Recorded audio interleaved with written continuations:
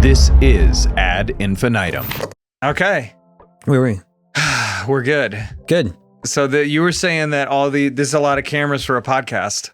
Yeah, no, it's funny. What do you think of that? Well, it's a great debate internally, not even internally. Like a lot of people think like, oh, now podcasts are on video. Mm-hmm. And everyone's like, well, now that's where it's all going because it's all going to be video. And I'm like, I don't think so. And my reasoning is I don't think they're the same thing. So like when I go to YouTube and I start watching, like I was watching Trevor Noah. Like one of the best pieces of like show that I've seen was Trevor Noah interviewing Jon Stewart. Okay. It was incredible. It's like two brains going like just... Sure. But they're two photogenic people, like camera-ready people. And I'm used to seeing them on camera. But it was actually taking my time away from other video content. It wasn't taking my time away from like, I wasn't going like, oh, I'm going to go listen. That's not a podcasting moment for me. It's not an audio moment for me. For me, it was like, oh, this is a show I'm watching. Right. And so by definition, the idea of a podcast to me is this ability to fill a certain type of like consumption that it didn't fit. So I get into these, I know it's like debating like philosophically a label of it, but for me, I just, a podcast, I'm a little bit old school. I kind of think it's a thing that comes through my ears that is compatible with a lot of other parts of my life. I think so too. I think it's Ira Glass, it's Terry Gross, like it's NPR, it's storytelling. Your stuff is way more smarter than mine. Mine is like sports a lot. Like I love sports, and people are like, well, what kind of podcasting? Because like most people are like, oh, do you listen to like really, really smart stuff? Yeah, probably super smart stuff. Nope, not at all. Well, I mean, listen, I love my podcast, I love my sports podcasters, but I love culture through sports because that's interesting to me. Sure. And it's not a guilty pleasure. There's no guilt. It's just pleasure. And so I just love listening to it. And that's my escapism from the world that we live in right now. Like it's kind of chaotic. I don't know if anyone's told you about that. What's going on? No. Can you just give me a rundown of the like? It's so calm. Like life is so easy right now. And there's nothing really going on in the world. So okay, good. Yeah. We're just here, a couple guys just hanging out in with Southern some California. big mics in front of us. So for the listeners and viewers of Ad Infinitum, who are you and what is it you do in the world of audio? My name is Rahul Sabnis. I am the president and chief creative officer of iHeartMedia. We're the largest audio company in America. We do radio, we do podcasting, we do all those things. But my job here is I'm the lead creative in our family. The way I like to say it, people go like, well, what does that mean? Simply, I'm not trying to be the most creative person at iHeart. I'm trying to inspire 7,500 iHearters to be the most creative version of themselves.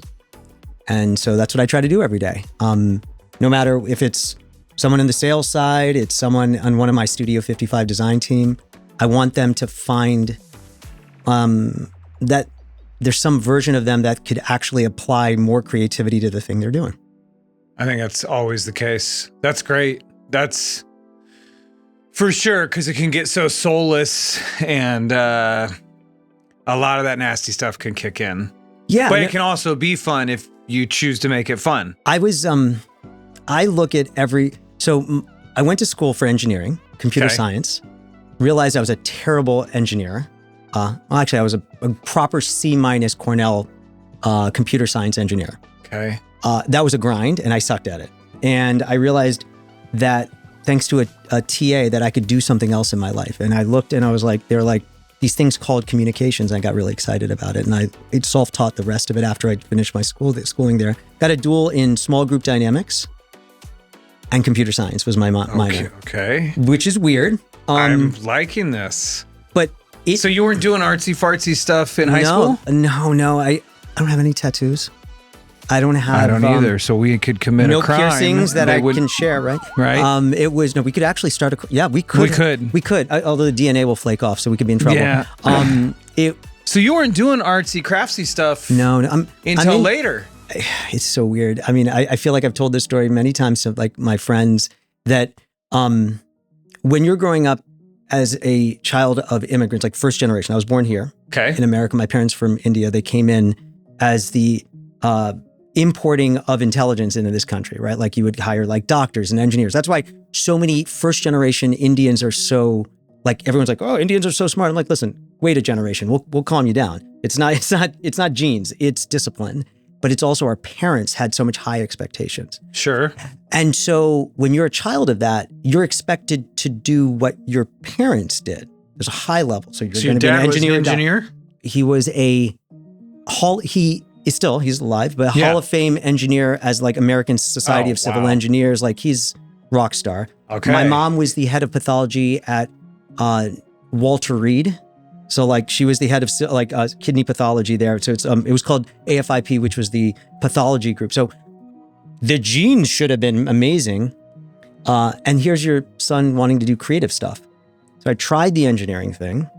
I tried the computer science, and I still have a lot of like computer science in me. There's a little bit of systems thinking that's in the way I approach creativity, but all the creative was self-taught. All self-taught. And late. It sounds like pretty late. All the things, late. Like you're telling me you weren't in plays and bands in grade school? No. I sucked at piano. I can't hold a tune. I was pretty good at drawing, but photography was my thing. Okay. I picked up a camera around 14. Okay. And I've had a camera forever. So Picture maker. I was doing that. Writing came late in life. Writing started when you go up the advertising ranks, you realize at some point your ability to understand an idea is everything. I came up the design side. So like I came up the visual side because I used to design, art direction, things. And then when the more you do advertising, the more you realize there's kind of like a line. You have to get to a thing, and it's an idea that you like should be able to inhabit. And that's when you know it's really, really good. Yep. And that's what you're always trying to crack. Correct. The big idea, right? Yes. But the big idea isn't yes, it can be a visual idea, but in reality, it's something that becomes a splinter in your mind, right? And it just itches and itches, and then it finally breaks and everyone gets it. And I realized that I had to teach myself how to write. The first TV spot I did, I wrote like 90 versions of that script. Because no one was no mentoring, by the way. No mentoring. The kind of effed up part about all this is when through my childhood, being an Indian American, there's a lot of people saying that you were supposed to be a doctor and engineer. My parents, of course, wanted those expectations, but also lawyer, maybe. My mom still wants me to be a lawyer. But the perception is that you're very scientific. You're very left-brained. And if you're actually very right-brained, it's like being left-handed and everyone telling you to like write with your right. Yeah. And then one day you realize, oh, I can just use this hand. And then it just opened up. And then everything changed. And that was it. That's a good way to put it. So that's what happened. And it's when you realized you could use that hand. There was So that was in college, I take it? A little. No, it was when I got my first job coming out of school, just because someone knew someone. That's how kind of a lot of advertising works. And I got my first job in an ad agency, and this was the time when this is a very old like reference, but like desktop publishing was becoming a thing. So what is desktop publishing for those who don't know?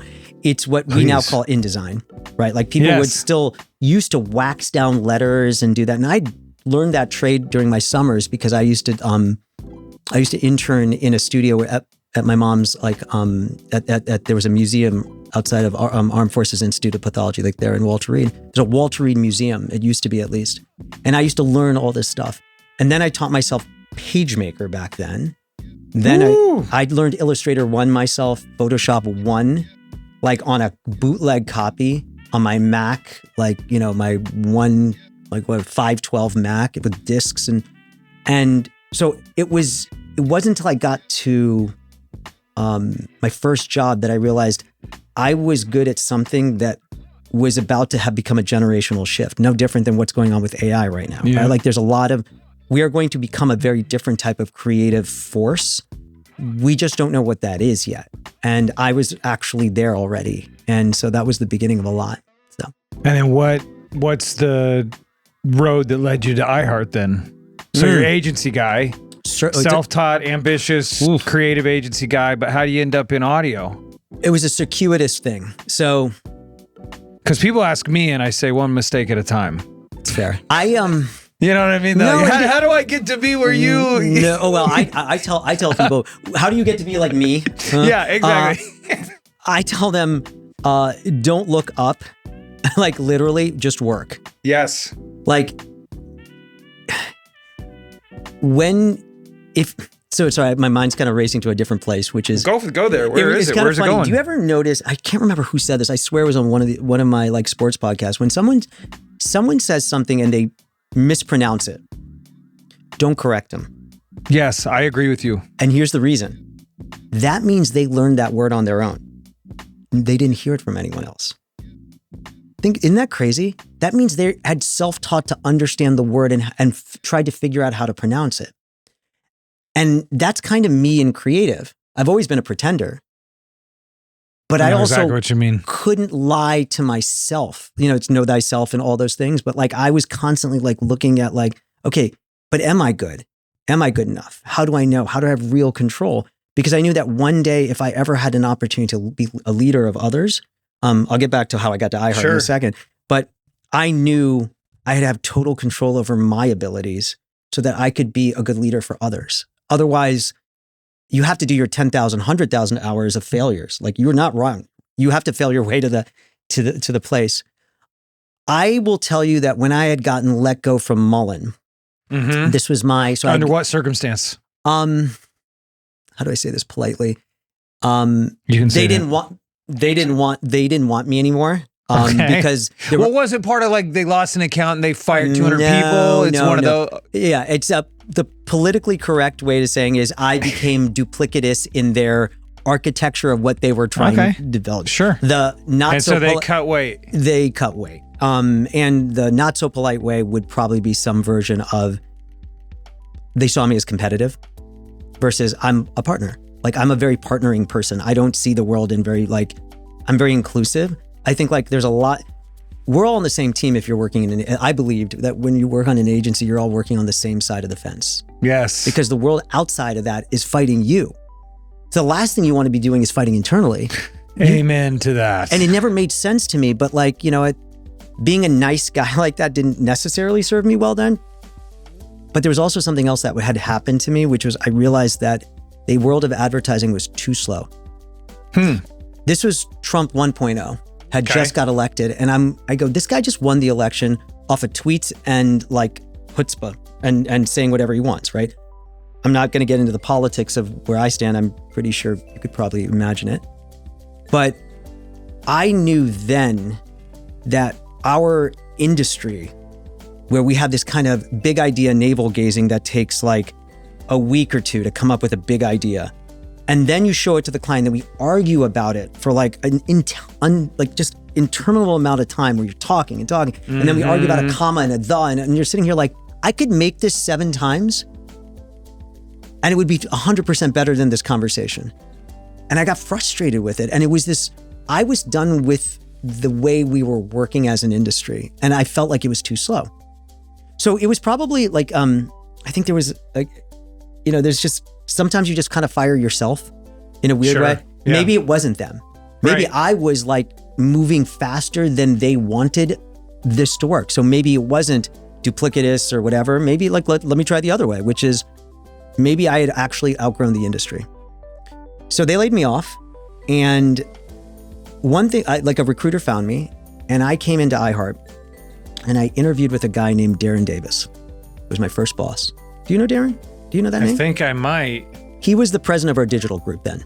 Okay. And he's looking for a creative, like fresh blood or like what? What had happened is, this is kind of crazy. So it was like talking about So it's 2016-ish. 2017. 2017. So what was weird is at that time, iHeart did not have an ECD. They had no creative leader in the family. Interesting. And so 2 people, actually, there's a woman who then later became my boss, a woman named Gail Troberman. You've probably heard her. Yeah. So Gail and Darren together were co-leading this hire because they realized, because there was a studio, we had a studio then, but the studio was more of a design studio. And what Gail had recognized astutely with all the time that she had spent at Microsoft and being with advertising, she's a true like on the advertising side of the fence, not the radio side. Yep. Darren came from the radio side. But what she saw was she needed a person in-house who can make good on the promises that we were making because we were elevating as a creative company. Darren was looking for someone who could also understand radio at the same time, or someone who could be an operator. So it had taken them, I think they were running about a year at this point. They hadn't found the person. And because of a friend referred me to a recruiter, she called me and she said, "Are you doing anything right now?" I'm like, "No," and I talked to her and she's like, "Come to my office." I'm like, "Right now?" She goes, "Come right now." Did the interview, like literally just as we're sitting, she goes, within 10 minutes, she goes, "Holy shit, this is exactly who they've been looking for." I went in, sat with Darren. And she goes, "You're going to meet Darren the next day for 30 minutes. I go, "This is an ECD position for iHeartMedia. And I get 30 minutes? She goes, "Trust me, you're not going to need more than that." It's like, all right. I go in and meet Darren. And we got along like this. And if you know Darren is a very meticulous person. He does everything. Anyone who's listening ever heard of Darren Davis? This guy's Mr. Radio. And he's retired now. He's no longer, he has found his way out of iHeart and into greener pastures and doing much, much more fun things in his life. But we ended up going for about 45 minutes. Darren. You know Darren. Yes. Okay. I mean, like I've met Darren or been near Darren. Darren, there you go. Darren's done. Done. I think that's a very strong word, but retired. I retired. He did everything he wanted to do. Did everything he wanted to do. So Darren hired you. Darren hired me. So but no, Darren was the first interview. Oh. Lasted a half an hour. I went to 45 minutes. Okay. His assistant came in and was like, Darren, you're over. And he's That's like, good. What do you mean I'm over? He was like, it's 45 minutes. He's like, that's a good sign. And his answer was, anyone to make me late for my next meeting is someone worth bringing back. I went through a couple rounds. I then met Gail. Her actual question was, and I remember it, she goes, and it was a very important, if she's listening, it'll be fun for her to hear this because she'll probably remember it. She said, "Why would you want to come work for a radio company? With all the creativity in the agency world and all that." And I told her, and I was being really honest. I was like, I didn't want to be a serial dater anymore with brands. I wanted to help build something for real. Because it's good. It worked, I guess. She liked, the truth is, I think she wanted that's what you think? It was a bullshit, she wanted to do the bullshit test. She wanted to know, are you coming in for, because iHeart's a big company and it's it's kind of sexy, right? Like it has a lot of sex appeal that way, right? In the sense of it's a very important brand that way in our industry. Candidly, I didn't even know what iHeart was. I was just more interested in the people. People I met. And I have to tell you, every person I met at the executive level, I was like, holy crap, these are the people I want to work with. You guys are so fast, so smart. Yeah, on it's it. radio. And that's it. I didn't They're effing cool. know that radio was what I was. That it was cool. I was in my bones a radio person. And radio isn't, as you know, it's a way of communicating. It's a way of connecting. It's the way that it's always on. The mic is always on. The show is always going. The show goes on. First day I got there, someone needed a script for Ryan Seacrest for something he was going to do. And one of our AEs came up to me. She's like, she was one of our project managers. "I need a script for Ryan Seacrest. He needs to record this." I go, "Okay, I'll get it to you by tomorrow." She goes, "No, he has to record in the next 20 minutes. Yeah. And I go, "You mean 20 minutes now?" And I pull out my phone and go, "Stay right there." And I walked literally on the 12th floor. And by the time I got back, but because I've always wanted to work this fast. This is the thing about speed. You finally got it. I was home. Yeah. I knew it I was like, oh, yeah, this is it. And I immediately became at home. I felt a kindred with Bob, our chairman, because he has incredible marketing sensibilities. His ability, he knows how to, he sees things in ways that you can, it's funny because he can get, we always call it in the studio, we called, there's a guy named Andy who works with us. He's our creative director of video because we do a lot of sizzles and such. And he calls it that reptilian side of our brain where you react to something, but you're not sure why, but you just like it. Sure. Bob knows how to tap into that as a skill. And it was the first time I'd been around because like when you're an advertising person, you're all about trying to create a story. He understands how humans create the stories themselves instinctually. That how much repetition is a very important part of what, like, I think I'd heard one of your podcasts about the importance of repetition and such. So, Yeah. like how that's singularly important. So It's super important. Yeah, some guys, it's funny. I think all this stuff, I think, is skill-based. mm-hmm. Everything is skill-based, really, I think. Even spirituality, whatever. It's all skills. And I think there's a marketplace skill that some guys like Bob have that it's cool. It's kind of like a guy that can sing on key or a gal that can sing on key. On cue at any or time. somebody that is really coordinated and athletic. Some guys have a mercantile, sense of like how What's your skill? they just get to know how to do What's it. your skill? Leading others. That's important. Yeah, helping others. I think that's actually... That's all I've ever done. Is just named clubs and gotten people excited to make stuff. Well, that's not... When you say leading, do you mean like leading teams or helping people see a different road forward? A different road forward, that Got kind it. of stuff. Got it. 100%. Yeah, because It's all I've ever done. There you go. Okay. How about you? I think about that a lot. I think my superpower, if I were to like what I'm really, really good at, is the ability to help people understand something complex quickly. Yeah, Like I see that. like just to go like take a big thing and just go, We got to be human, which makes sense because you're all about this. So let's zoom forward. that was a segue. That was amazing. Let's zoom forward to this. Let's see if this will play for me. WDCG Durham. G105, an iHeartRadio station. Guaranteed human. WNCB, Cary Raleigh, Durham. An iHeart Country station. Guaranteed human. Oh man, there's so much I want to talk about. Talk to me. I like how the country one's customized a little bit. They're all custom. They're all customized. Yeah, but let's talk about the guaranteed human part first. Mm-hmm. Actually, before we do that, can you break down for our How did we got there? listeners and watchers? No, so okay, fine. You're head of creative at iHeart. How does this then you and your vision impact our 93.9 and what I just listened to? Okay, so we're not a very I company to understand that. Like I think we're very much a we company. I love it already. So Okay. like for me to even say I did this doesn't work for me because that's Copy not that. truth. We recognize that. So you have to go back a little bit. So we're talking about, so for your listeners, we took a pledge, I think it was at the end of last year, or maybe it was the beginning of this year. I can't remember because all the years just blur, the months blur, where the music that we are going to play on our radios is all going to be, there's never going to be synthetic music. It's always like, yes, you can use, like it's always going to have a human behind it. It is guaranteed human. Right. The second part of it is that we will never use our hosts and clone them and do synthetic voice of our hosts. There's a lot of reasoning behind it.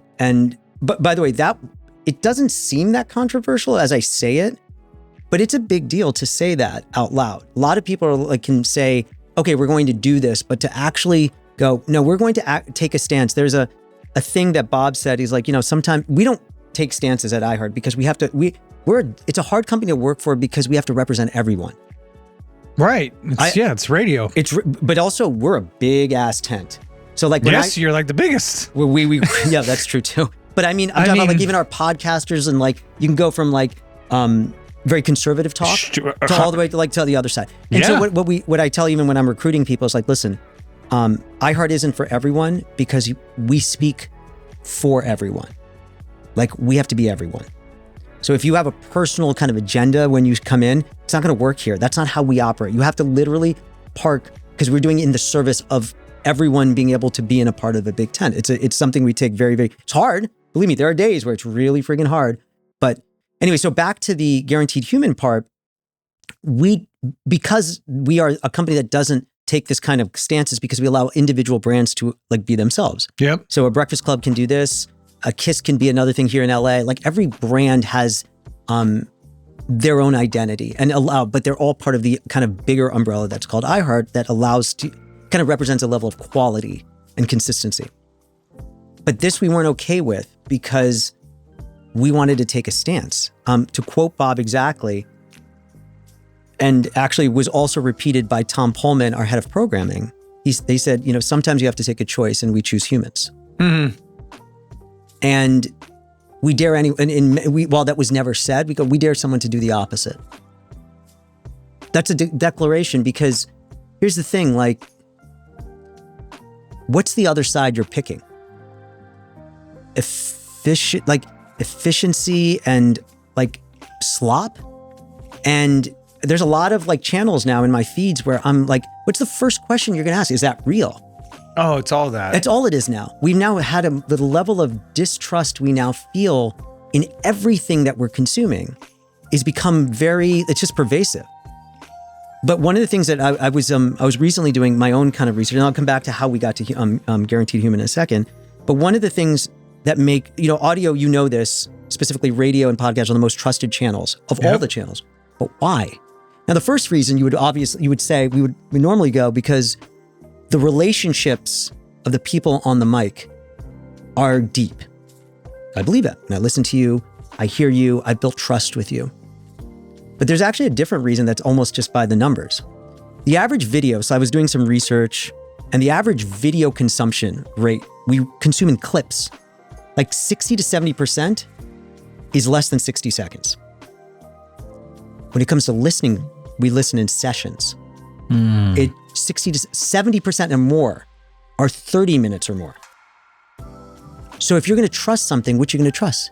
The one you spend more time with. Correct. The more you tell, the more you sell. All right, now you're going to the ad side of the ad infinitum. Yeah. So when but you trust somebody you spend time with. Absolutely. You trust, and it gives, going back to that reptilian thing we were talking about, it gives that side of that instinct to go, I don't have to ask that question. So and the trust is real. I don't mean to, but like, no, it's real. It is real. And those hosts, that's another thing. Like, you discovered you're a radio guy this whole time, is like, there's a genuine love of the game. There's a genuine love of the audience. That's right. It is an empath's playground. That's right. Right. So there's that at play too. Like, the host really does care about his or her listeners. Like, and you're very good at this because you're seamlessly like making this a very comfortable environment. So that as we're sitting here and talking, I don't feel like there's a mic and a camera watching me. I feel like I'm in your living room and we're having that conversation. And if you're listening right now, you feel exactly that same way. Like that, kind of the guard goes down. It's one of the reasons, going back to talk about a callback, why I don't think video podcasts are the same. Yeah. Because it goes from being something that is developed in my mind as a very intimate thing to something that is forced upon me about to be. I don't think people want to see what I look like. Frankly, I don't think they really want to hear what I look like. But I do think if they had the choice, I think my voice and my words mean more than how I look on screen. And that's my personal belief, because I think I can connect human to human better. I want to finish the thought though, which was, we do every year a thing called AudioCon. It is our once a year. So we actually do 50,000. I think you know this because our family shares these kind of stats. A big part of being able to speak to America every day is you have to actually listen to America every day. What? 100%. So do you happen to do 50,000 consumer studies a year? And in your most recent human consumer study, two numbers stood out. 70% of consumers are already using AI. 90% still want their media from a real human. My God. That's from the CES interview with Lisa Coffey. It was actually a part of and yes, Lisa did that when she mentioned those factoids. At CES, yeah. But I mean, 90% still want their media from a real human. Yeah. And I would only say that number's probably gone up. That survey of that particular beat, those results came out last September. Yeah, and you think it's gone up? 100% gone up. Yeah, because of how much we don't know. Like, we feel it in our bones right now. We all feel it. Like, I was thinking about But it's weird how people are at different levels, because like I uploaded, I don't know, 40, or no, it's probably more like 20 pictures of my dog where I walk him on the trail behind my house in Santa Clarita. So all the vegetation, everything has a very specific look, and I gave whichever nano banana. So it's got really good like the light, the topography, the Sounds dog are gorgeous. consistent. So it's got a lot it can work with. And then I paired him with like the Predator and the T1000. But you're just And- having fun. But what's crazy is like, and then I posted it. If I showed it to you, I mean, I can show it to you. It's like, funny. if I told you, You probably have a dog on your like. yeah, I do. So if there I you go. told you though that this was me, like, no, don't BS. Like, if I told you this was a photo of me in cosplay with my dog, I 100% believe it. right? 100% believe And it. this to me is that like, But that's it's- fun. Then that makes it all But to we your can't- point. but But we to can't your have point, nice that's things. the thing that we go, what? I don't know what's real. But we can't have nice things. And so that's the thing. The moment we take something that's good, we do that. You know, we like, I mean, do you remember back in the day, the internet was just a lark. Like Yeah. social was a lark. Like it was just fun. We were sending memes to each other. It was hilarious and It light. was fun. It was And light. now you're the Mandalorian. And look now what I'm happened. the Mandalorian Look, there it is. with my dog. That's what I spend my time doing. A cattle dog, huh? Yes, he Very is. cute. Yes, an Australian cattle dog. So you guys made a pledge to be guaranteed human in, but your point is that We saw it That's coming. that. It's instinct. You're making a big deal about. Yeah. You know, having a Bob on the team is helpful. So it's having a little bit very yeah, helpful. so everybody needs a Bob on the team. For sure. Hopefully they can. Yeah, I mean, see, everyone should get a He Bob, can yes, see. Yeah, yes. everybody needs You a should Bob Bob, that yeah. can see around corners. Yes. And then 2, this is no small thing. 50,000 consumer studies. Yeah, and it's a big deal. We do those studies a lot, and we joke. So those things combined, though. Sorry to interrupt. No, Those please. things combined, both the instinct and the studies, helped bring you to guaranteed human. Instinct's important, but the first thing was actually the data. Bob would say it too, which is Okay. in our human consumer study, like we had done, because we do AudioCon every year. This was our 3rd annual, and this one I worked with Lainey, who's like heads up our insights group, and Bob, and we put together a survey and fielded about like one. I don't know if you know this, but this is the 10-year anniversary of the invention of the algorithm. Did you know that? I don't know why. I don't know why it made me feel cold on the inside. You when should. You said that. Because 10 years ago was when we started to lose control of our feeds. Remember, Facebook was really light. Like you would just get. I mean, the thing that It's hard to remember. it is hard to remember because like I'm not on Facebook. But it wasn't always. What was Facebook? Facebook was like basically, let's say you would get as many friends as you could, right? You're like, oh, you find this person. Oh my god, I haven't seen you in forever. Oh my god, Right. it's Stu. We haven't talked in like 20 years. And, Sure. And you would amass like 600 friends, and of those, we hadn't gotten to the bad part yet. We would basically all share like dog. Pictures of you with your Pictures. dog. So then the algorithms came in, and what did they do? They said, "Gee, Stu really likes dogs. I have billions of people with dog pictures, so I'm going to give him one. Just go, there's a little tickle, and you go like, and then it fed another one and another one. Now that's innocent when we're dealing with dogs. Now you get into politics. Now you get into Enragement. correct, and then what is their whole thing? And you know this. Incentivize the enragement. Correct, and you know that. And so if you think 10 years of that, plus It a is pandemic, cool to take a moment though and think that Think about that. we've been beaten up for 10 years. They've been doing this to us, or it's been doing this to us, or we've been doing it to ourselves into red team, blue team. To the point now it feels farcical. That's where I'm at. Like if I'm being really real, like I'm at a point now where it's like this feels like I'm in a cartoon now. Do you 100%? Which like we're in you're a helping me simulation. even pause and think it's like Is it real? It's Like, because you are no well, you're because right. it has pushed it that far to the extremes. When you consume anything right now, it's algorithmically fed, except broadcast radio. It's one of the things that I actually share with a lot of our partners. We'll spend $8 million. I say this a lot to like partners. You're going to spend $8 million for a Super Bowl spot. Why? Because you have shared attention for that moment. Yeah, and, Broadca- and I think it's a powerhouse of shared quality attention. Quality attention, Like- right? Ugh. Even though if you really think about what a Super Bowl commercial is, it's like listening to music on a vinyl. It's like sitting down and listen, because it doesn't exist. We don't sit and watch commercials anymore. But if you think of it like metaphorically, it's a very strange thing. But I do it. It is. It is a very strange ritual that we have in. It is a funny one. It's I right. see what you're saying. Yes. Right? Like, Yeah. we are going to. This is the one time that we watch a commercial. Yeah, I'm going to put a vinyl down and I'm going to Yes. listen to it, and maybe I'll have a pipe. You know, Yeah, like I'll smoke a yes, pipe. totally. So it is a very deliberate advertising moment, and I'm a fan of it. And Like, we all take part in it. Correct. And blah, blah, blah. What does radio do every day? When you're listening to the radio, even if you're alone, you feel like you're listening together. Yep. You never go, oh, I'm the only one. It's the reason attribution for radio is so hard just for even human beings, because you don't remember where you heard it from, because it's this thing that is around us.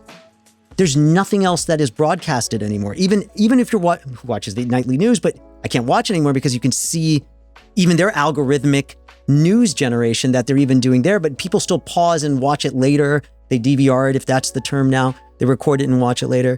Yeah. Broadcast radio is like that last bastion of people people feeling that they're not alone. And it took me a friggin' minute to really appreciate what that meant. Bob used to say it a lot when I first got it. He goes, like, understand that radio's existence is for companionship. It's to give people a voice in the dark when you feel alone. And if you ever listen to any of our morning sessions, sometimes you may feel like, oh, they're really maybe a little, 30% happier than I am. But that's actually kind of by design.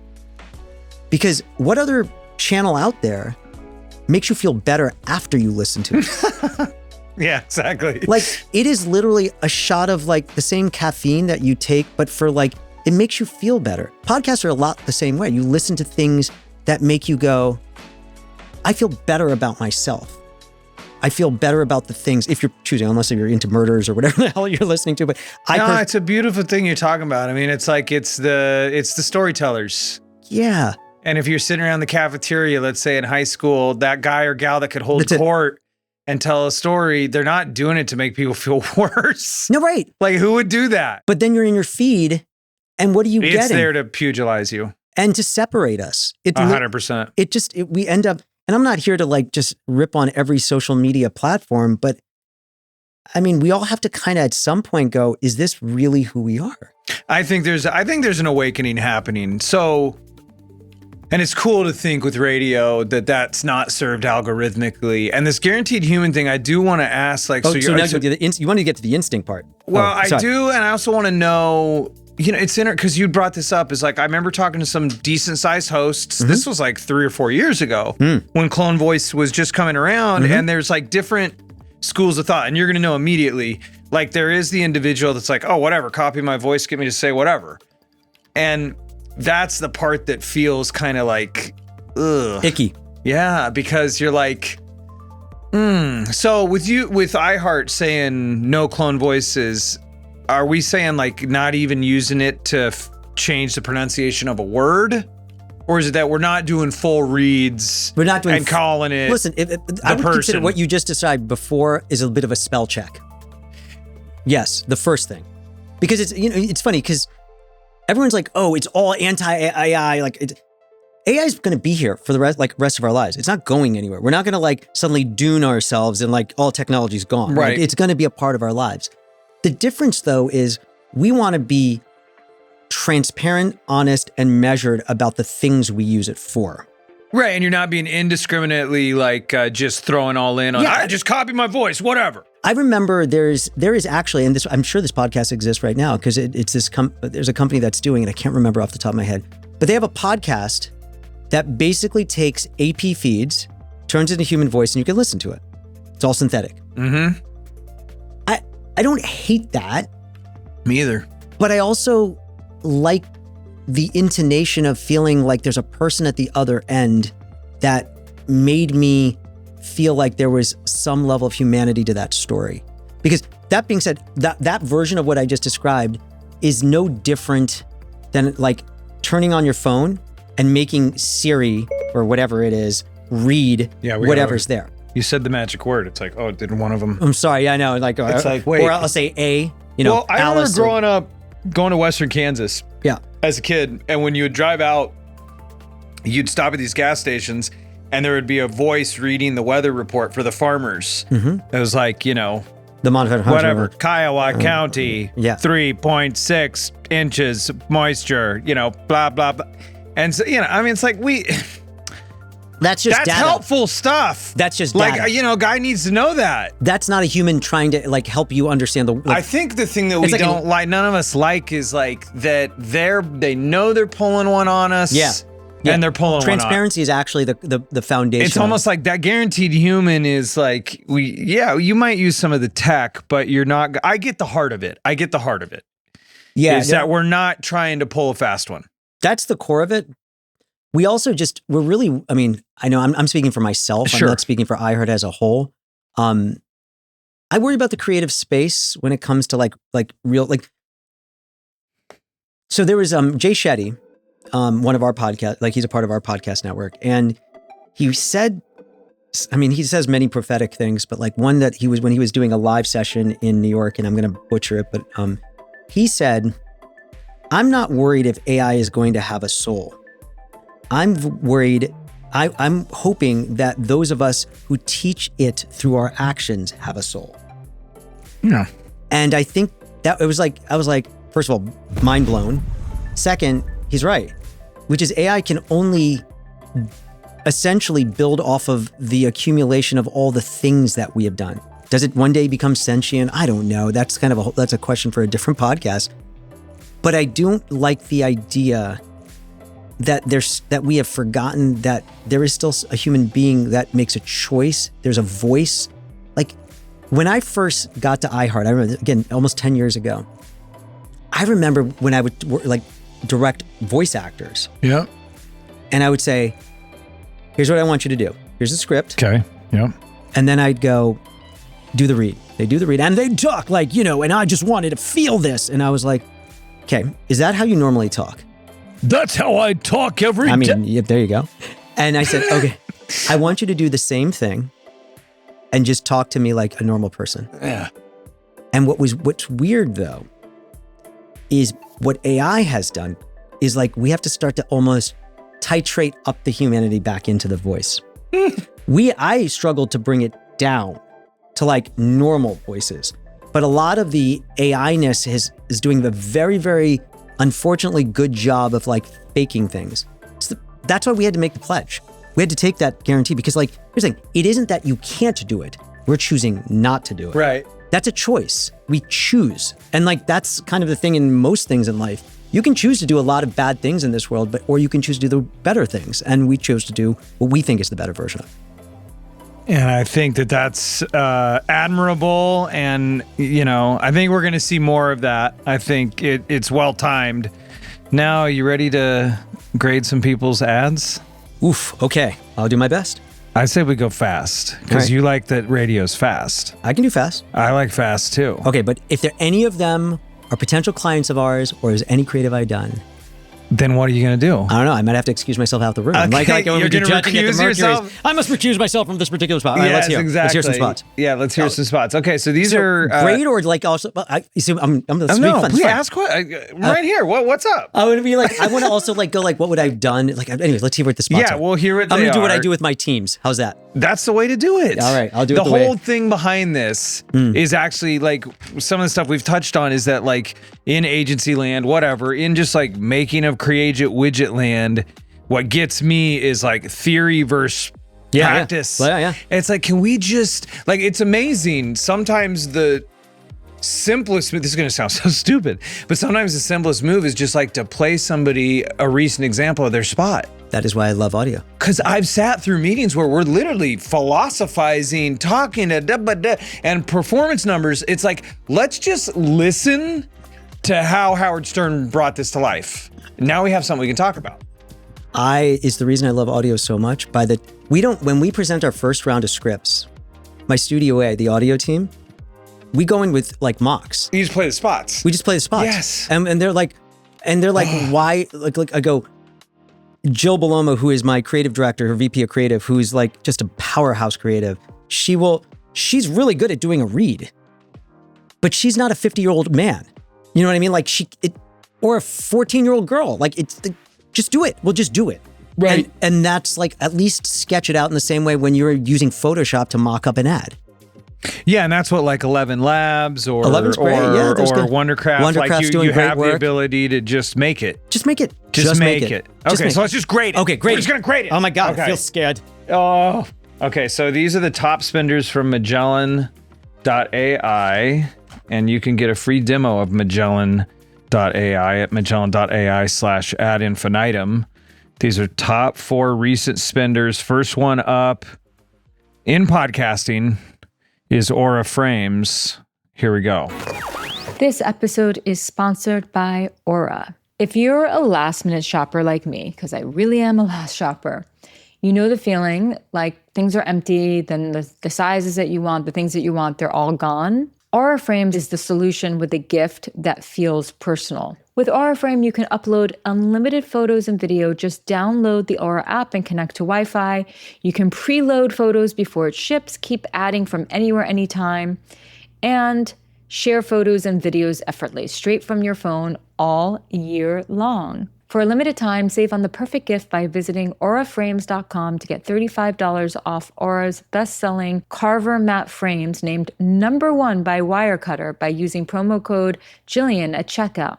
That's AURA frames.com, promo code Jillian. This deal is exclusive to listeners, and frames really sell out fast. So order yours now to get in time for the holidays. Support the show by mentioning us at checkout. Terms and conditions apply.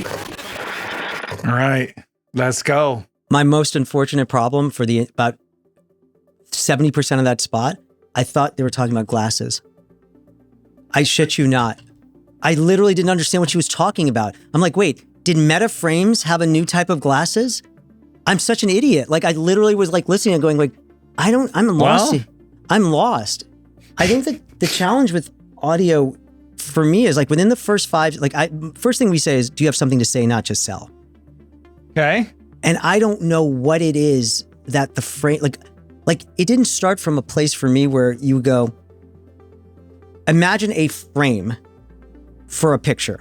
Okay. Now imagine that frame was forever, that it was constantly rotating of all the memories that you had wished you had or like you had remembered. So it isn't just some Google Photos that sends you a memory every seven from 7 years ago, but every day something different. And now I just gave you something that actually filled my life with joy. And I go, oh, that's a best friend telling me. That's where I would have gone with that because there's an incredible opportunity to just go there. So what do you give it? Are we doing an A, B, C, D? Whatever you want. Out of a score of 1 to 10, I would give it about a 6. I like to actually her read, meaning I like to read too. You know why? Because it felt real. It did, and you're going to hear me grade that way a lot. Sorry. Well, and I've come to you can very quickly assess. Yeah. They like that's her style, and it's of course so she's then in the front she's of her matching podcast. that style. Yeah, Then yeah, it's that's who like, she is. Right. So 6. Audiolytics gave it a 79%. You gave it a 6. I'm a hard grader, so. Well, that's X is kind of in the zone. Audiolytics top recommendations are this is gonna be fun. Provide data or research to substantiate the gap between the offering and competitors, so positioning, and include meaningful facts and figures. Which could also be painting that word picture. Like basically you're saying, I was confused too. Okay, so I'm not as dumb as I thought. Okay, No. Okay. So anyway, let's keep going. All right, so the next one's Mint Mobile. Hey, Ryan Reynolds here.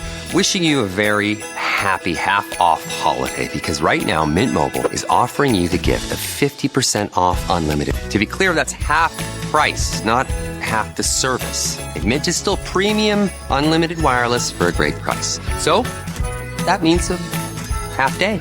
Yeah? Give it a try at mintmobile.com/switch. Upfront payment of $45 for 3-month plan, equivalent to $15 per month required. New customer offer for first 3 months only. Speed slow after 35 gigabytes if network's busy. Taxes and fees extra. See mintmobile.com. I give it about an 8, mostly because it's personality driven.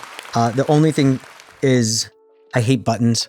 So that little joke at the end, I always have a thing where like I almost try to send it like that one little half day, thing. Yes. It's one of those like pet peeves of mine, which is a legacy. It's like a vestigial tale of like old advertising. So I always hate that. When they try to throw in a zinger. A zinger. That's what it is. Like I hate that stuff, but he's great, obviously. And it's very personality driven. It's memory and it's right on brand. 8. And he says, give it a try. Yeah. Well, he says, give it a try. Yeah, it's a Ryan It's thing. Ryan. It's Ryan. It's Ryan doing Ryan things. It's Mint Mobile. It's Mint Mobile. He is, but again, there's nothing else. It's like, again, I guess. You gave it an 8. Audiolytics gave it an 88. If it had to have something that could be done better, let's just look at the scorecard. Because now we're all powered by human and AI stuff going on here. It's me versus the machine. Well, it's you and like the that. machine. I like it. It's a we thing. We against the machine. We're teaching the give it a machine grade. to have a soul. You didn't give a grade. My grade is Audiolytics grade. I am a machine. Oh my God. And You're not even really my here. arm Oh my like God, you're Arnold Terminator. I do find though, I've done this so long. It's like you know exactly what it's going to be. Well, it's not that. It's just like it very much is the way that I think. I mean, it's composed of 71 subcomponents. Angela and I, who's here with us, we're just going through, like, I've got my little cheat sheet of these are the Audiolytics key components with the weighting of which ones are most important. Like, it's just where my head's at all the time. I mean, the point is, how do you persuade another human being to take action? I love it. And it's like, hey, you, I've got something for you. Speaking to them in a way that sparks their interest, compare it to other things, give them a reason to believe you, give them an incredible offer. I'm going to make them an offer they can't refuse. It's basically, if you follow all 71 subcomponents of Audiolytics, at least the 9 key components, my way of thinking of it is like, if you had to sell, if you've had to sell something door to door, I get it. this is the script. Yeah, and listen, that comes. No, listen, it is what it is. But what you're doing is, and it's not wrong, which is it at least gives you foundational support for the majority of the work that has to get done. The way I look at it is like, and you would agree, I'm sure, is if you went through all 71, which we hold very closely, it would not hurt any advertiser to have an answer to all of them, whether you use them or not. So anyway, okay. Here, I mean, Mint Mobile 88. That's right there. Our target is 90. Nice. Looks like it could have used a customer testimonial popped up, which is true. Describe up to 3 easy steps required to use the offering. That one is often overlooked, which is, how does this thing work? Ryan would have been something like, and this is a testimonial, and he would have been self-referential about it. Right, yes. Exactly. Well, it would have worked. And then it would have worked. Yeah, okay. He is the big idea. Yes, he is. Ryan is the big idea. All right, here we go. Toyota is the next one. Oh man, it is back, and it's bigger and more fun than ever. Toyota is all in all season with another year of Toyota Game Day giveaways, giving football fans the chance to win big every week of the NFL season. How? Simply predict which big plays will happen during the second half of each Sunday night football game. That's it. If you want a new 2026 Toyota Sequoia, how about Brock Purdy's favorite Sequoia? It could be yours simply by playing Toyota Game Day giveaways. Plus, thousands of prizes are up for grabs, including tickets to any regular season NFL game next season, plus flights and accommodation, NFL shop gear, and more. Play for free across 22 weeks of action. Toyota is bringing the excitement as the official automotive partner of the NFL. Don't miss out. Visit toyota.com/NFL now to learn more. Toyota, let's go places. No purchase necessary. Void where prohibited. Ends on 2/8/26. Open to legal residents of the 50 United States and D.C. 18 and over. Piece of For going. complete details, how to enter prizes and official rules, visit Toyota's GameDayGiveaways.com. Oh. Get almost anything you need delivered with Uber Eats. Okay, all right. First of all, who was that? This is Good Morning Football. I was like, that sounded very familiar to me. Again, sports guy. So I was like, So you've been listening to sports because shows. he didn't self-identify, which means this is probably a mid-roll that comes right out of the It word. is 100% a mid-roll. Yeah. I have a lot to. I think they should self-identify whenever possible. I think. Well, and also because a lot of the placements can be in other places you'll never know. Right. So anyway, okay. That happens a lot on. For us, we have mostly self-identifying, but rarely we will let our talent not self-identify. Okay, so my grade on it, my biggest challenge, I'll give it a. 6.5 maybe. Maybe 7 tops. It's long, and the biggest problem for me is it's trying to put a lot of things. It's like 10 pounds of information in a 5-pound bag. Like give me one thing to hold on to. I was lost. I was like, at first I was like, oh, I get this.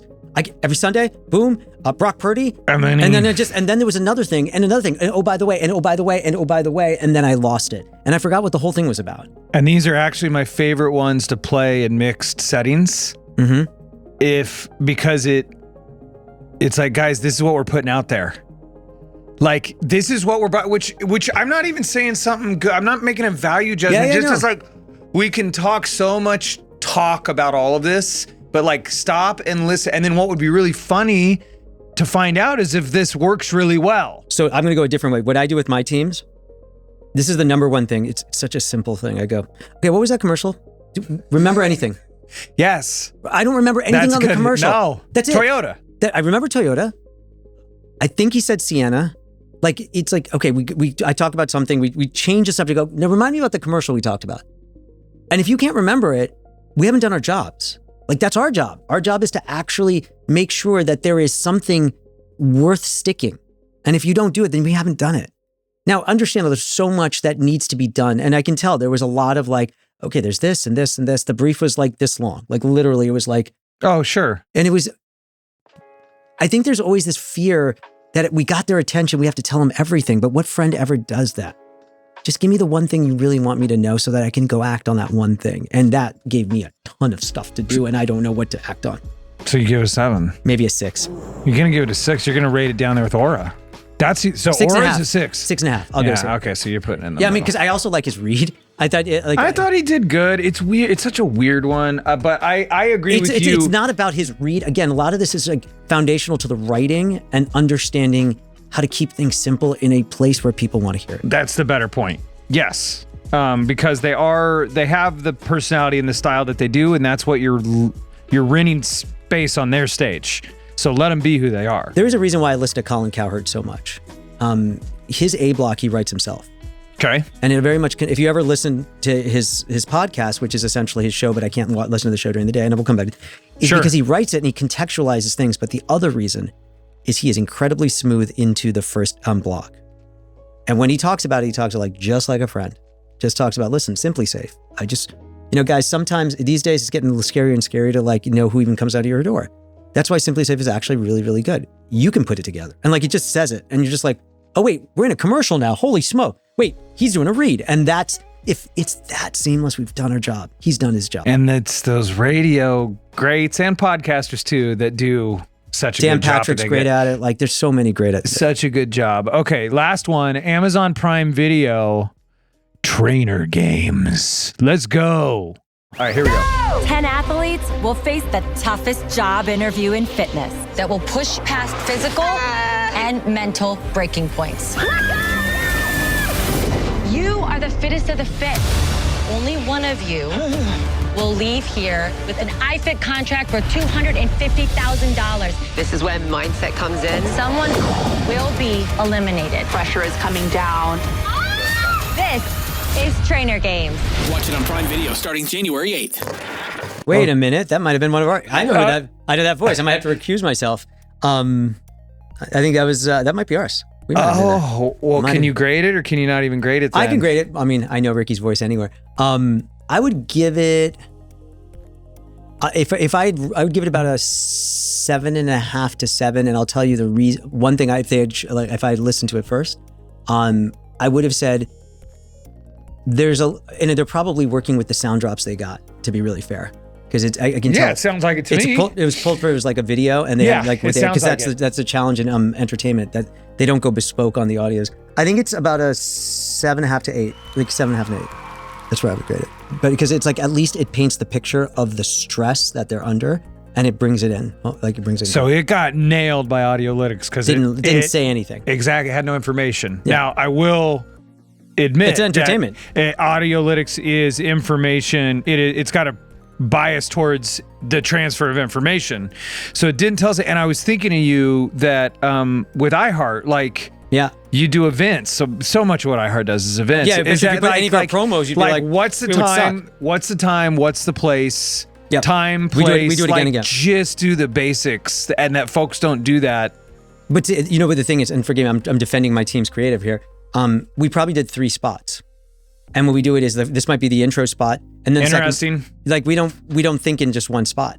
Yeah, this is let's see what it is. It's a mid. Ted Cruz. This is Verdict with Ted Cruz, and that's a mid roll. Yeah, so he's one of ours too. So, which is it's another good point. And like you were saying earlier about, we hear an ad and then ask, and it does happen on Ad Infinitum, where it's like literally been 10 seconds. I can't remember what was that about. Like, That's a great point. Do you remember that ad? The other thing is we're very much taking him out of context. Yeah. And so on the one hand, I love that. On the other hand, to be fair, Yeah. If it's a set of ads, it's working together, No, blah, blah, blah, blah. But my working theory is sort of the ad in the wild. That you happen to get into Angela's car and she's listening to a And just turn podcast something on. you don't normally listen to, and you hear this ad out of nowhere. What's that experience of an ad like, as opposed to like, we know we're serving you the exact perfect ad in the exact There's no perfect such moment. thing, yeah. Right. So my only other thing on it, and it's kind of weird because this is always my great tension between the podcasting space and radio. Radio is a big room. That ad felt like it should be on the radio. I thought it should be on the radio. It felt like a radio ad, 100%. Correct. Podcasting should be like, hey, have you heard about this new show that's going on in Amazon? Yes. Like, it's ridiculous. There are like 10 contestants fighting for like $250,000. And here's the effed up part, like, kind of thing. That it's a more intimate space, but we tend to like also use many of the same tropes that cross different platforms. And that's always something that we always try to advise our clients on. Don't do the same thing in all places. What I like is that you went to an endorsement. That's because that's more natural in the space. Yeah, and I think it is as well. Okay, so at the end, and you should make money off of that. We should save the live reads. So close, came down pretty close. So let's just do this. Audiolytics puts in number one, either Mint Mobile or Toyota, and then Aura Frames, and then Amazon Prime. Still can't believe I thought it was glasses. But I did too. Okay. And then screwed up. And then you've got Mint Mobile is the highest. Yeah. Right up there with Amazon, which I think, which I understand. And then we've got Aura or Toyota, and then Aura's at the bottom. Joe does really good work at Amazon. Those guys are doing good stuff. So I mean, look, I think my takeaway from listening to these with you, and then we can wrap this up with any advice you got for the people out there that are making the ads work, is save the live reads. Is like where you went with your notes. It's because to personal endorsement. Yeah. And there's a way to do it, even with dynamic ad insertion. I hear a lot of stuff about how it can't be done, but I'm like, it can be done. We can do it. It is the most basic thing. It's actually one of the mistakes I made when I first came to this. I'd written 5 radio spots before I got to iHeart. Interns used to make radio spots, yeah? And when I got here, I was like, I had to get really schooled about what this industry was about. And I had to go backwards to come back out. And I'd done the 90 scripts to be my first video, TV spot. I had to relearn how to write. And the first thing I realized is the brain is the fastest production company in the world. It goes faster than anything else. And all you have to do is help that motor start. And once it's going, you're in a partnership with that listener. And if it's done correctly, you don't have to put the whiz bangs. In fact, quite the opposite. It's almost like you pull back. Mm-hmm. This becomes harder and harder. It is really good writing in this space is all about this purity of a thought. That's why writers love this space, because the sound engineering is actually enhancing, but it can also be a detriment. When you're in entertainment, you kind of want to do the whiz bang. It's the natural proclivity because it's kind of like with automotive. You want to see the sheet metal, but no one buys a car because it but it's also none of these channels are in isolation. So if Amazon's doing all those pieces out there, be what is native to this channel. Yes. Be native. And because everything is additive, audio makes everything else work harder too. We know that. There's a lot of stats that prove running this before social increases the efficacy of 60%, 20, almost 30% of more attention to any video asset. Those things happen because a best friend cued your brain to look for those things, and it adds credibility to when you see it. So I tend to go back to the lesson I had learned was stop trying to take your visual bias and bring it into an audio channel, and then look at this, relearn your this entire channel whole cloth. And that's what I did. Yeah, and I can see that, and I hear, the things that stand out to me are that when the conversation has become so abusive and disgusting. Audio is a place that we can still tell stories. Mm-hmm. It's a place we can genuinely connect, genuinely take the time, and we got to fight for our right to party. If the fight to be had is in contending for that kind of space to still exist, that we can talk and listen to each other. Yep. And everybody has a voice, and not just get rewarded for how much we're othering everybody, right? How can we all come together? We forgot how to listen to each other. I think that It's weird. My Studio 55 group and our family that we've created, there's this feeling collectively that we all kind of look out for each other because we all want to like talk to each other and be around each other. Doesn't mean everyone likes each other. Don't get me wrong. It's not that simple. It's not like some Pollyannic thing. But I think there's also this kind of need of civility that has been lost. And part of being like back in offices and being with each other is to remember what that feels like. Every now and then I'll get like a noise complaint. I have a loud voice. Do you mind like keeping it down a little bit? And I'm like, I'll try. But this is kind of how offices are. Like, this is what it is. Like, and the thing is, right now, everyone's kind of seeing the negatives and they don't even see the serendipity of being next to each other and what that means. This world, this virtual or hybrid world we're living in is devoid of we go back and talk about a callback. We were talking about how we feel very untethered. Mm-hmm.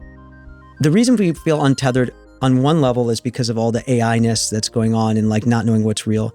But the other side is, and it started with the pandemic, is we broke all those rituals that were sacred to us.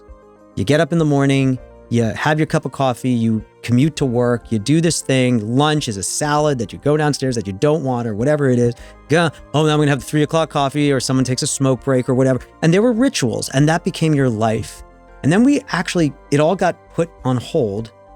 And then when we started and then we survived, right? Creatives like started to do designs through Teams or like Zoom and we figured it out. And then we started going, well, what's an office?